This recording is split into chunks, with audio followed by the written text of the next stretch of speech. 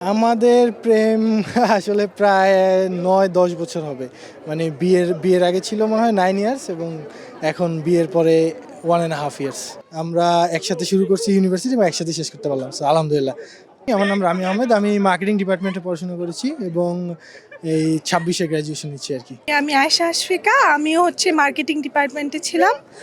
এই 2026 এ আমি গ্র্যাজুয়েশন নিচ্ছি। বিয়ে কবে হয়েছে? ১ বছর প্লাস। পরিচয় তো স্কুল থেকে। হ্যাঁ। একসাথে স্বামী এবং স্ত্রী একসাথে কনভোকেশন পেলেন, কেমন লাগছে? এটা তো অবশ্যই খুব ভালো লাগতেছে। আলহামদুলিল্লাহ ভালো। আমরা আসলে একসাথেই আমাদের স্কুল দেন আমরা কলেজে আমরা আলাদা ছিলাম, সেপারেট কলেজ ছিল, বাট ইউনিভার্সিটিতে আমরা আবার একসাথে। So it feels good. আমরা একসাথে শুরু করছি ইউনিভার্সিটি এবং একসাথে শেষ করতে পারলাম। সো আলহামদুলিল্লাহ। আমাদের প্রেম আসলে প্রায় ৯-১০ বছর হবে। মানে বিয়ের আগে ছিল মনে হয় 9 ইয়ার্স এবং এখন বিয়ের পরে 1.5 ইয়ার্স অ্যাকচুয়ালি। ৮ বছর ছিল। বিয়ের আগে ৮ বছর।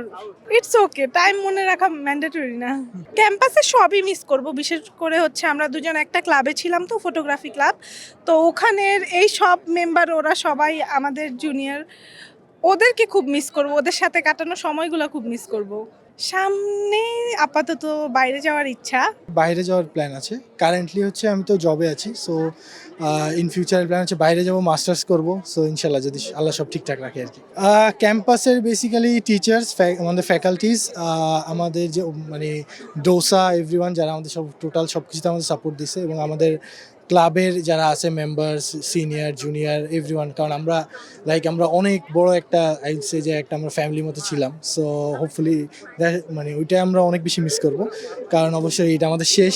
সো অবশ্যই ইনশাল্লাহ আশা থাকবে যাতে আইইউবি আরও বেশি ভালো করে এবং আমরা যেন আইইউবির জন্য ভালো কিছু করতে পারি। সো এটাই মালা, এই যে আমার ক্লাব মেম্বার যারা আছে, ছোটো ভাই এরা আই ডোন্ট নো ওয়াই ওরা এইসব মালা পরাই দিছে সবাই মিলে আর কি। আসলে ভাইয়া, আমরা রামি ভাই গ্র্যাজুয়েট করেছে, আমাদের ক্লাব মেম্বারদের আমাদের প্রেসিডেন্ট ছিল এক সময়। সো মানে আমরা না ওইভাবে অ্যাপ্রিসিয়েট করতে পারি না ভাইয়াকে কাছে পাওয়া যায় না। ভাইয়া টাইম দেন আমাদেরকে। সো আজকে একটা সুযোগ ছিল ভাইয়াকে একটা অ্যাপ্রিসিয়েশন দেওয়ার।